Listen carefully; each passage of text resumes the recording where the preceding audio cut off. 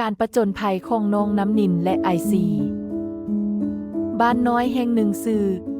บ้านห้วยคำมีเด็กน้อยผู้หนึ่งซื่อน้องน้ำนินลาวเป็นคนมักไปเลาะลิ้นลาวมักปีนต้นไม้ลาวบ่มักไปโรงเรียนเพื่อเรียนหนังสือมื้อหนึ่งในขณะที่น้องน้ำนินกำลังลิ้นอยู่ในป่าลาวได้พบกับหุ่นยนต์ที่ฉลาดที่มีชื่อว่าไอซีแม่นหุ่นยนต์ฉลาดและเข้าใจภาษามนุษย์และสามารถโต้ตอบกับพวกเขาได้สบายดีน้องน้ำนินซื้อของค่อยแม่นไอซีเป็นหยังเจ้าจึงบ่มักไปโรงเรียนเพื่อเรียนหนังสือมานี้ไว้ค่อยจะพาเจ้าไปรู้จักว่าการศึกษามีความสำคัญแนวใด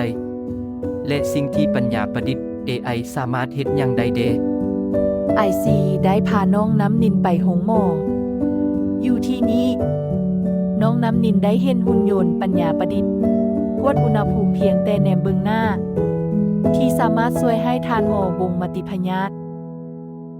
และได้ปินปัวคนเจ็บได้อย่างไวราและถูกต้องน้องน้ำนินเบิงแม่หุ่นยนต์ปัญญาประดิษฐ์เฮ็ดให้การปินปัวง่ายขึ้นและช่วยชีวิตหลายคนเอาไว้ได้จากนั้นไอซีได้พาน้องน้ำนินไปเบิงฟาร์มกสิกรรมอยู่นี้น้องน้ำนินได้เห็นหุ่นยนต์ปัญญาประดิษฐ์ช่วยชาวเกษตรกรรักษาพืชผักและมากไม้ของพวกเขาหุ่นยนต์สามารถตรวจสอบความซุ่มของดินและหดผักแบบอัตโนมัติและให้น้ำอย่างเหมาะสมสิ่งนี้เฮ็ดให้ผลผลิตมีคุณภาพดีและเพียงพอสำหรับการบริโภคน้องน้ำนินเบิง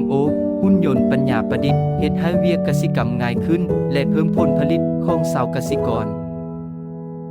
ต่อมาไอซีได้พาน้องน้ำนินไปห้องเรียนอยู่โรงเรียนแห่งหนึ่งในนี้น้องน้ำนินได้เห็นหุ่นยนต์ปัญญาประดิษฐ์ที่ช่วยชาวครูสอนและช่วยเด็กน้อยในการเรียนรู้หุ่นยนต์สามารถตอบคำถามและอธิบายบทเรียนที่เด็กน้อยบ่เข้าใจเด็กน้อยได้เรียนรู้และเข้าใจอย่างชัดแจ้งและว่องไว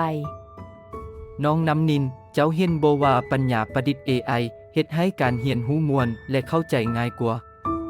นางได้ฟ้าวไปโรงเรียนและบอกชาวครูและหมู่เพื่อนของลาวปัญญาประดิษฐ์ AI เป็นสิ่งที่มหัศจรรย์อาจารย์มันช่วยพวกเราในหลายด้านรวมทั้งวิเคราะห์และบ่งมติพยาธิและวางยาเพื่อปัวพยาธิและยังมาใช้ในทางด้านกสิกรรมและการศึกษา